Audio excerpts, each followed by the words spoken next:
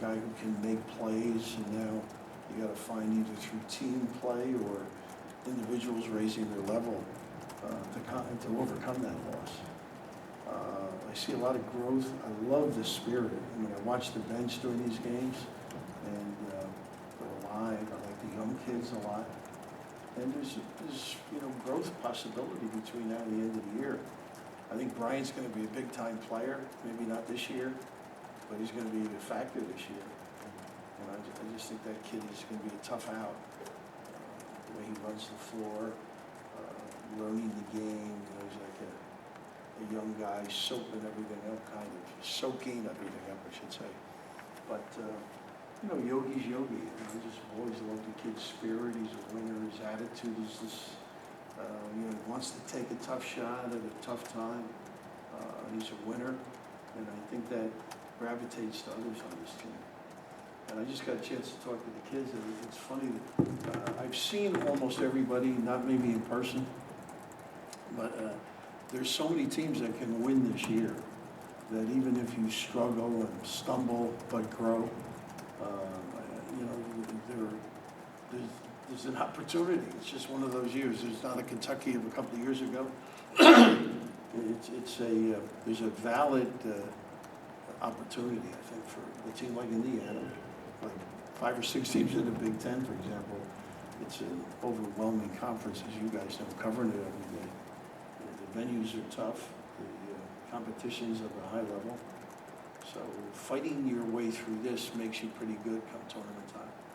We talked about it a little bit, but as much as talking about other guys stepping up, when you lose a player like Blackman, how important is a guy like Yogi, even not just from the statistical standpoint, but for maybe rallying a group together through that kind of loss? Now, I'm not close to the program, I've known Tom forever, but just watching him, he's a guy, when I say that he's not afraid to make a big play, it's also for others. It's not necessarily but the big shot, if it's there, so I think he leads by example, and he seems like the kind of a kid. I just watch the byplay amongst players that, he seems to have a great deal of respect from the other kids.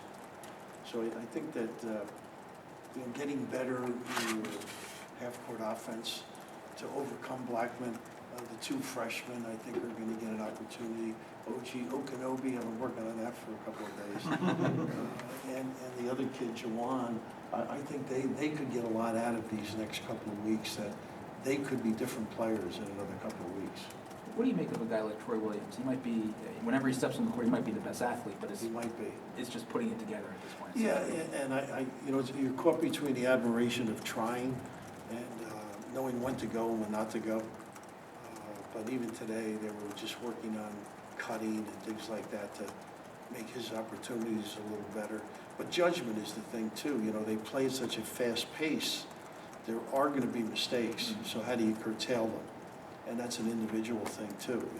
Obviously, it's coach's concepts, but, he's extraordinary talent, And I was teasing him after practice about,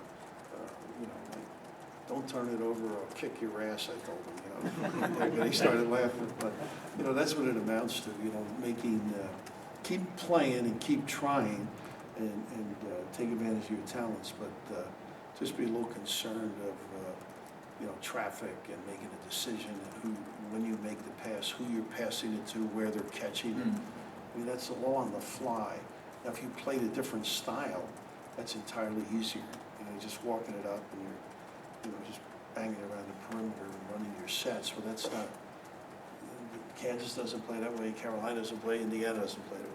That kind of stuff. What do you think of the Big Ten this year, too, just generally? I mean, obviously, you've got a couple of those teams at the top, but it feels like just kind of a really unknown middle. I guess a lot of teams that maybe are going to need to grow. I used to think Iowa was in the middle, right? I don't think there's any place easy to go play. I think that helps. Wisconsin, I didn't see the game today, but that was at Wisconsin, right? Yeah. Yeah. Mello makes a big play to win. So I think the venues and the talent level make it very difficult to win on the road. I haven't seen enough of Purdue, but I love their up front guys. Just depending on how well their backcourt plays. So You know, it's a deep conference.